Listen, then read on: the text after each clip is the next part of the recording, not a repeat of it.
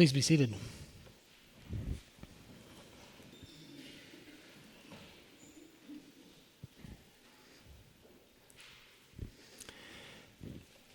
Last Sunday and this Sunday, we hear words of Jesus from Luke's Gospel, from what is sometimes called his Sermon on the Plain.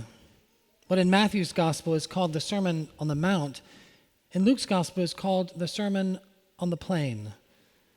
Rather than preaching up on a mountainside, in Luke's Gospel, Jesus comes down the mountain, meeting people right where they are, in the chaos and confusion of everyday life.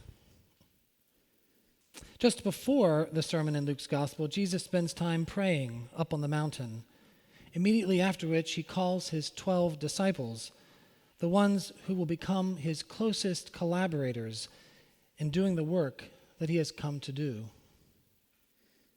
But what is that work? Well, Jesus' primary work, especially in Luke's Gospel, is building a new kind of community, a new kind of world, a world that he sometimes called the kingdom of God, the kingdom of God. This might make us think of heaven, but this kingdom wasn't just a place where people go after they die. It's also here and now, in this present place. And Jesus went on to invite his disciples, and by extension us, his disciples in the world today, to play a role in making this kingdom into a reality. But before Jesus could ask the disciples to help him build such a kingdom, he first had to get straight with them about what this kingdom looked like. And so right after he calls them, but before they begin their ministry together, he preaches this sermon for them and anyone else who cared to listen, a sermon in which he paints a clear picture of what the kingdom of God is like. And lo and behold, it is very, very different from the world around the disciples. For one thing, as we were reminded in last Sunday's gospel reading, the Beatitudes, those who are struggling now, the poor, those who are hungry, those who are weeping, those who are hated, these are the ones that will be blessed in the kingdom. On the other hand, those who are rich now, those who have enough now, those who enjoy their lives now, those who benefit from the world's favor, well, in the kingdom, according to Jesus, they might just find themselves a little farther back in the line. Jesus' words, not mine. The Beatitudes have sometimes been called the Constitution of the kingdom of God because, like the United States Constitution, they set out the basic principles, the basic values by which those who are part of it will live.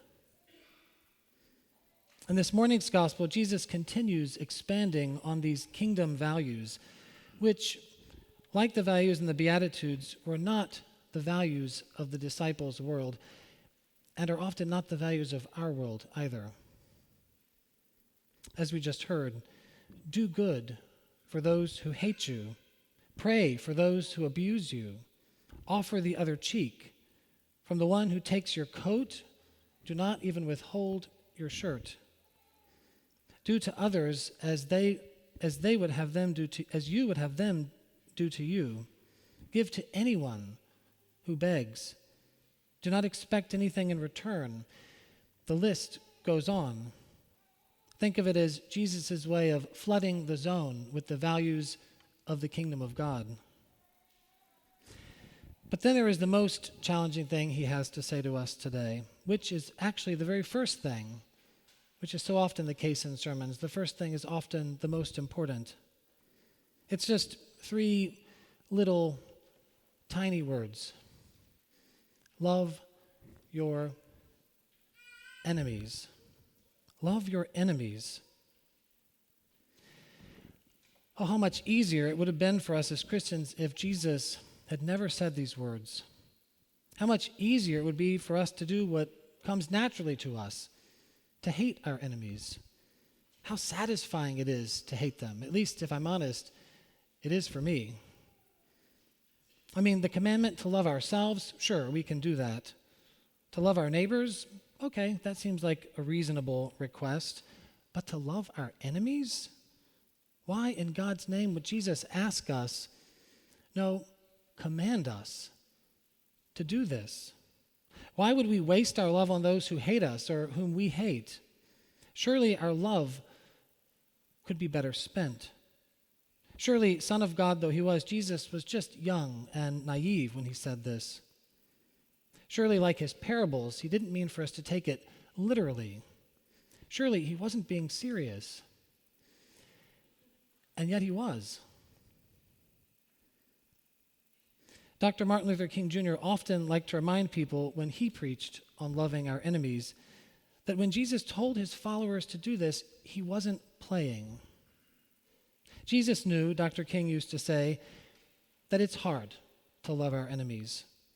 He knew that it's difficult to love those persons who seek to defeat us, those persons who say evil things against us. He realized that it was painfully hard, pressingly hard. But he wasn't playing, end quote. And Dr. King went on to say, we cannot dismiss this passage as just another example of hyperbole, just a sort of exaggeration to get us over the point. Because Jesus wasn't playing, because he was serious. So why do it? Why love our enemies? Well, Jesus knew that the most important command was to love God. But I think he also knew that we can't do this in the abstract. We can only love God by loving the world around us and the people around us, and by loving God and the people in this world in whom God is present. And the truth is, as irritating and inconvenient as it may be, the truth is that God is present in every single person, good and evil. And therefore, God must be loved in every single person, good and evil, and in between. We might look at someone we would consider to be our mortal enemy, maybe the most reprehensible person, someone who has perpetrated the worst evil we can imagine, and we might think to ourselves, there is no way God is present in that person. God's image in them has become so marred as to be extinguished. And yet, it's in there. It cannot be erased. And therefore, the only thing that it can command from us is love. This is one of the most radical values of the kingdom that Jesus brought to the world, because after him, it's no longer enough only to love God in yourself or in your neighbor. No, Jesus takes these commands and says, from now on, if you're going to follow me, you have to add your enemies to the list of people that you are going to love. For to follow Jesus is to accept that we cannot pick and choose the people in whom we are going to love God. Now, I have to be honest, this is not a way of being in the world that comes natural to us. It is not a way of being in the world that comes natural to me. Nor is it a way that will make us popular or great. We certainly won't profit much for loving our enemies, not in this world, not today. There won't be much social capital in it either. Loving our enemies, it doesn't make sense, not according to the logic of a world that tells us we must pay back those who hurt us. We must get revenge.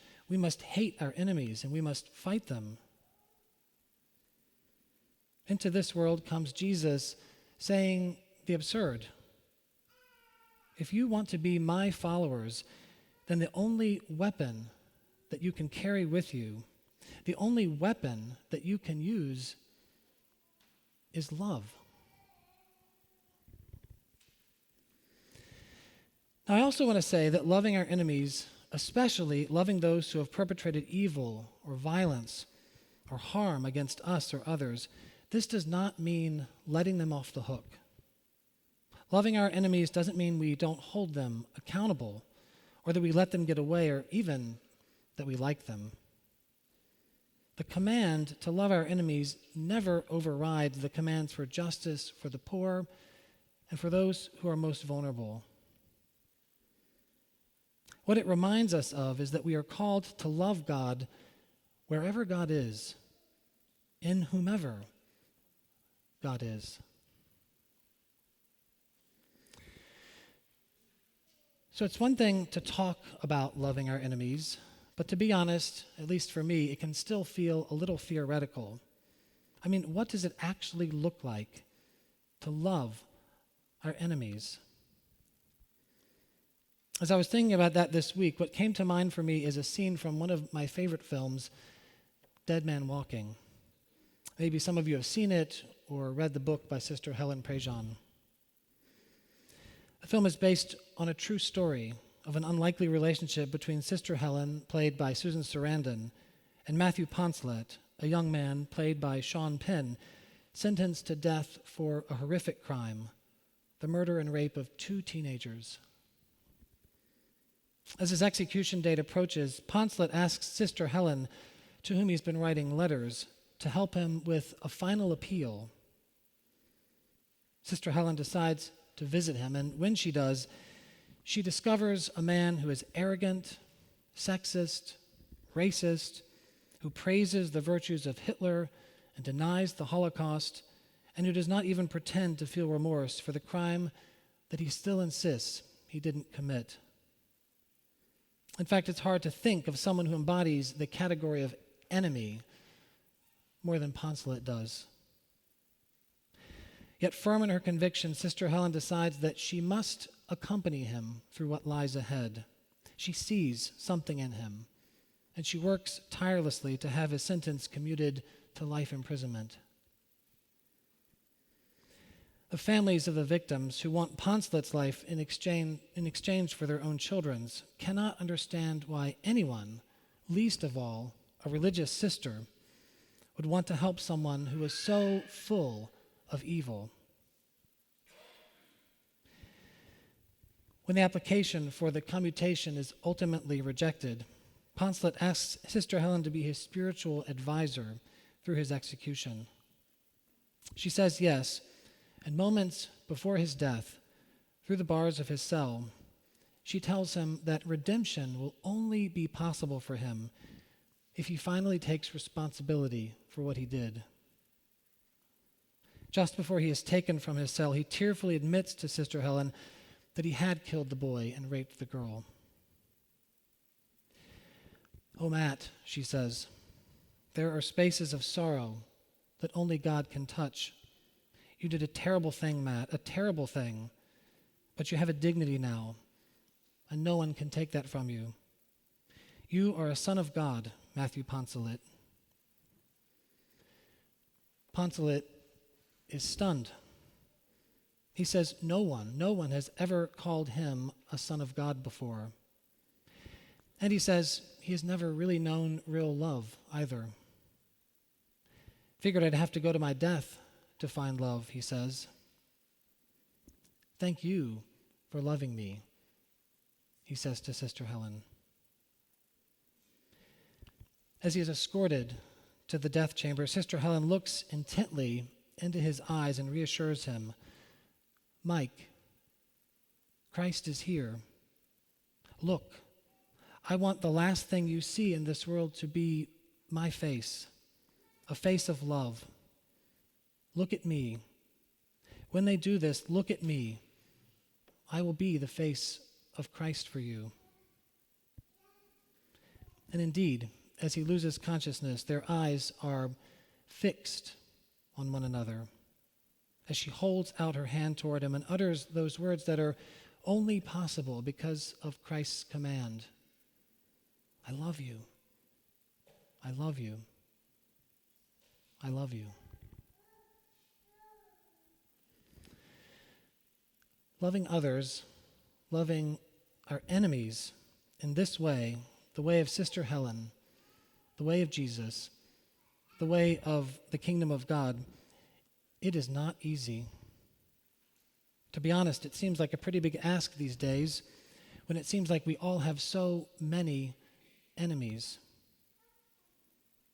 And yet, as our collect, our opening prayer for today reminds us in the most crystal clear way, unless we are committed to loving others in this way, including our enemies, then whatever we do is worth nothing, and we are counted as dead before God. Now, lest we despair or become overwhelmed by this command, I wanted to close with a piece of good news. And that is this, that we do not have to do this work of loving our enemies by ourselves. It's not an individual achievement. In fact, we can't do it by ourselves. We need each other to be able to do it. And that's why we're part of this community, the church. It's why we're part of St. Thomas Church. This is why we need this community, because it is here where we learn how to love. It is here where we give and receive love from each other. You know, in the early church, monks and nuns used to refer to their monasteries as schools of love. Schools of love. And in a way, that's what this community is too. It is a school of love. It's our school of love. It's where we learn how to love, where we teach each other how to love, where we practice loving, even if we never perfect it in this lifetime. So that we can go out of those doors, out into the chaos and confusion of our world, out among friends and neighbors, and yes, out among enemies, and be for them the face of love.